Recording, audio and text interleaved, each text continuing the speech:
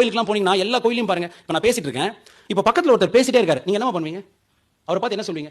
இப்போ நான் பேசும்போது நீங்க பேசவும் முடியாது, ஆனா அவர் அங்க பின்னாடி பேச நீங்க திரும்பி என்ன சொல்லுவீங்க? அவர் பேசாம இருந்ததுக்கு நீங்க பேச முடியாது, எப்படி சொல்லுவீங்க? கை ஜாடையில என்ன சொல்லுவீங்க? அதை மீறி அவர் பேசுற என்ன சொல்லுவீங்க? நீங்க கோமா நல்லா புரிஞ்சுக்கணும். நீ மனசுல புலம்பிட்டே இருக்க, உனக்கு இப்போ நல்லது நடக்கணும். ஹார்ட் ஆல்ரெடி படப்படந்து, ஹார்ட் கண்ட்ரோல் ஆகணும், நீ டென்ஷன் இல்லாம இருக்கணும். எல்லா கோயிலுக்கு போனாலும் கடவுள் உங்களுக்கு கையை ஏன் இப்படி காட்டுறான்னு நினைக்கிறீங்க?